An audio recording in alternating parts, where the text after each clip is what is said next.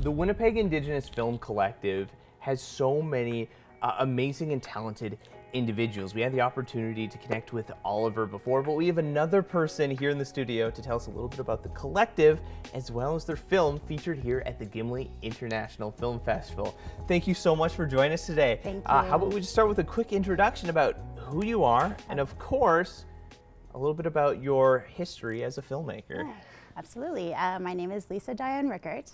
I started out as a makeup artist. Yeah. Nice. So I moved to Toronto in 2006, and in that time until 2017, I became a makeup artist, and I just love film. So I just hit the ground running right after I graduated from CMU and just started working in films. And then I wanted to move back to Winnipeg because there's a huge Indigenous filmmaking community here. So that's why I came back, and I've just met so many people, learned so much about my own culture. And I started hanging out with the Winnipeg Indigenous Filmmakers Collective, and then ever since then I became the outreach just this past year, and it's just been a really great ride. That's so cool to hear. What was that kind of like transition period from makeup? Makeup is a core part of movies, but what was that kind of inciting moment to go from makeup for movies to getting behind the camera to telling those stories? Yeah, so what we did is we had this, it was called Skodudisten. It was an incubators. I was there, I was kind of helping out, just facilitating them as well. And then I was able to participate in one. So one was called Legacy Lens, and that's when I actually got to learn what it's like to kind of organize everything behind the camera and everything. I had a DOP, Rachel Bolio, and she was really helpful in making sure that I had great lighting and everything. An important aspect. Yes, absolutely. French Ducharme as well helped me with some B-roll, and just a great team. I was with Roddy McGillivray. They were making the film, and I was helping facilitate as well, but then they neither wanted to be directors. So I was like, okay, well, I'll give it a shot. You're pulling my arm, fine, I guess so. I guess so. So yeah, it was a really interesting experience, and being able to match up with a knowledge keeper and finding out that our families knew each other in the end. So it was really interesting. Oh, that's so awesome. What was one of those things that you learned when, sitting in that director's chair? Because I've taken workshops before. They're like, be the director. And I'm like, oh no, I got to tell people what to do. I'm like, can you please do this? And they're like, no, tell them. Exactly, yeah. It was really really comfortable because I was working with people I knew. So a lot of people just kind of takes a lot of that pressure off, right? Yeah, like even my friend Ronnie was helping to ask some questions too, just to get some more information from Patricia Myron, who was our historian, and she actually wrote a lot of it. Like, she's already a historian, so she wrote a lot of what was in the film. So I'm just really excited to be part of it, and I did a little directing here and there, little things here and there, but really it was the team that I worked with, and they were amazing. Awesome. So yeah, here at Gimli International Film Festival, they have the Indigenous Film Collective and having showcases here. When we're looking at Indigenous stories, why is it kind of important to have a place where those stories can be spotlighted and elevated? It's so important because, we are in Indigenous lands, and it's so important because a lot of things were handed down just through stories, and now we can actually put them on media where it's not just written down, but literally we can watch it and hear it from them. Yeah, it's a new form of storytelling. It is, and it's really lovely to have that, as well as new things. It's not always about documentary history, it's about showing that our creativity as well. And I'm just so glad to be part of the whole group. Everyone's learning, everyone's doing other training as well outside of the group too, so it's really great and exciting to see everyone's growth. Okay, as a filmmaker, what is kind of the areas or mediums or things that you like to experiment with? Everyone has their different niche or things, different types of film that they do, different types of cameras. Some people do very weird angles and stuff like that. What do you find as, a filmmaker yourself has been kind of your card your kind of fingerprint? I'm really excited about. I just got accepted for Winnipeg Film Group's Super 8. Whoa, yeah, congratulations! Thank you. So it's really exciting. I've already kind of learned a little bit through our incubators, and I really enjoyed it. Even just like scratching the film and splicing. I did a lot of that for everyone, and I was just all of that, the actual film, and just being able to feel it I and was talking touch with it. Oliver before that, like, these analog technologies, there's just something gritty and real about it that it gives it like soul almost. Yes, and so I'm really excited about participating in that, and I already have a film, so I'm going to be able to just really be able to work with it like fully and take like what you've learned from this and apply it to there. Exactly. So I'm actually going to be working on an animation myself too. So I really loved sculpting in my makeup class. So I'm going to bring that into my animation that I'm going to be. Kind of like claymation kind of style then? Yeah. So kind of like paper and then the clay kind of popping off the paper.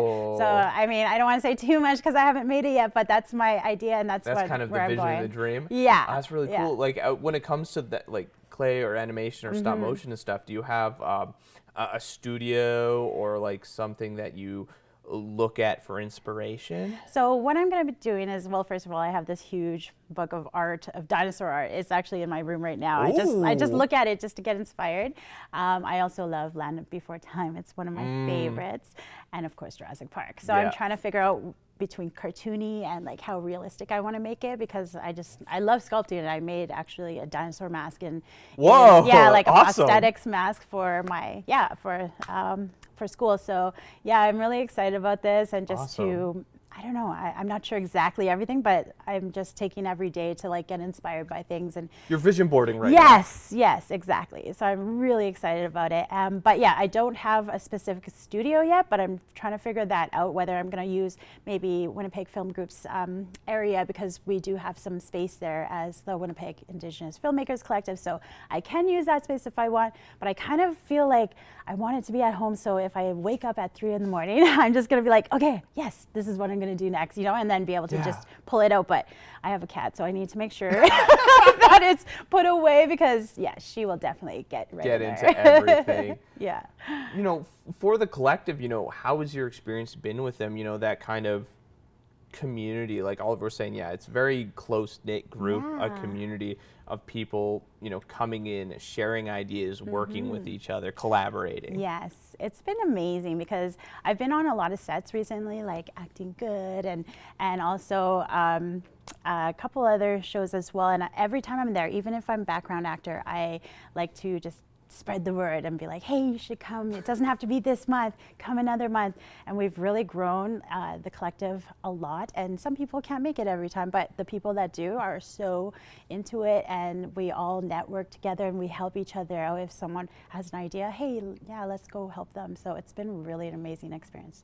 And just meeting everyone and old time, like, members that started in the beginning coming back, and people that you've only seen on the screen, sometimes they show up, and it's been really awesome. I guess when we're looking at film and media, Indigenous stories, Indigenous perspective, the National Film Board of Canada helping with so many amazing films and stories come out there, but even in like other, like Hollywood and other mainstream areas, we're starting to see more Indigenous films and stories being told. I guess just what are your reactions, perspectives of how far Indigenous representation in media has come, and where do you think it can go further? I think it's been really amazing to see all the different stories, because we didn't always hear about all these stories. And a lot of times it's really hard. I mean, even with myself, my aunt didn't talk about residential schools until the whole orange shirt movement started. And then she sat me down with my cousin and just talked about it, like about her experience, and my mother. My mom, she passed away when I was young, so she never told us about anything. But it's been really eye-opening just to hear about these things, and it's kind of hard too, but it's also something that we do need to learn and know. Elder Betty Ross has a film that came out, Return to Sugar Falls, that kind of explores her experiences and the abuse that she had at residential school. So it's like a story that's actually out there and can be told. Yes. So there's so many of those, and I feel like it's great to get those out, but also just to remember that there's a new generation here to tell new stories and how we are getting through, generational trauma, and those stories can be told as well. And I think it can be really growing a lot more than that. Not only that, but just our creativity as well, just doing like what I'm saying with the dinosaurs and stuff. It could be like everything. I'm just excited to see the Indigenous voice being told and just everything that they can achieve. I'm so excited. There's been so many cool ideas. There's so much possibility, So right? many possibilities, exactly. So I'm really excited about it all. Yeah, well, here in Gimli, one of your films is being showcased, to community right here. Why don't you tell us a little bit about your film? Well, it is Indigenous Sovereignty, so it does explore who was here first on the land, and just questioning also who really does have sovereignty over it, and it does go through the history of how all of that happened. It leaves you with some questions at the end, and I just really I'm hoping to just show it as educationally as well, not just film festivals. I'm really excited to people. It's really important, especially with what's happening with Alberta right now too, and it's just an important issue that should be raised, and I'm really excited about it. Well, that's the important value of films, right? Yes. It's not just something to consume, it's something to inspire, to teach, to engage. Yes, absolutely. Awesome. I appreciate you Thank coming you. on down. So many amazing stories and films here in Gimli.